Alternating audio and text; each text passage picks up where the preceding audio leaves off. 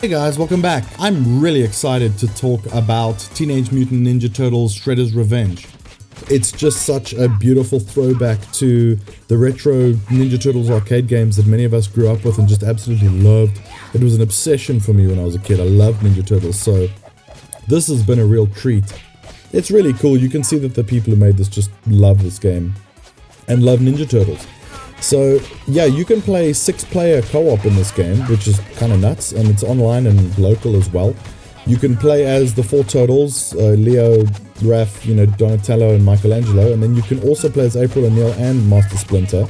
But once you finish the story mode, you can then play also as you unlock Casey Jones. This game's a proper arcade beat 'em up. I mean, it feels like you're playing the old school one, but the trick to this is that it's actually a little bit deeper than you realize, and that's the same thing that the same team managed to pull off with Streets of Rage 4, which I played a year or two ago when it came to Game Pass.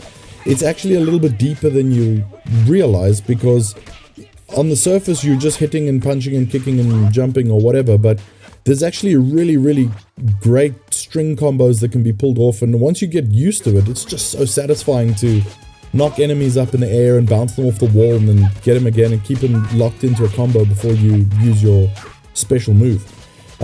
So the combat's really fun, and it really is enough to keep you coming back, especially as you go through the game. You unlock levels for your characters, each individual character, and each level will add a bit of extra health, and then it'll unlock things like a super air attack or super dodge attack and so on. So it actually progresses a little bit as well throughout the story, and that's really cool. So it took us a few hours to beat. It's not the longest game in the world, but it is an arcade game, so you can finish it in, I don't remember, about 3-4 hours. And but it wants you to come back to it.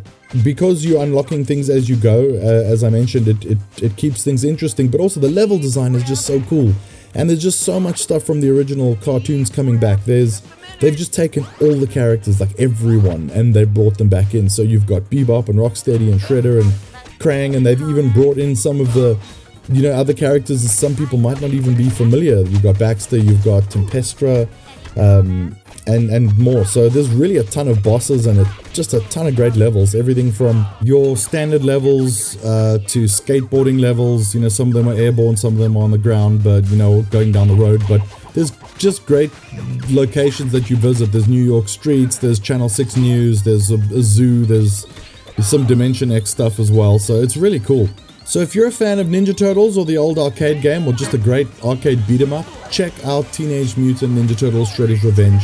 You won't be sorry. It's a blast. It's available on PC, PS4, Xbox, Switch. It's also available on Game Pass, so we highly recommend it. For reviews, articles, and more, you can check us out at whatsgood.co.za. You can also follow us on Twitter at whatsgoodcoza.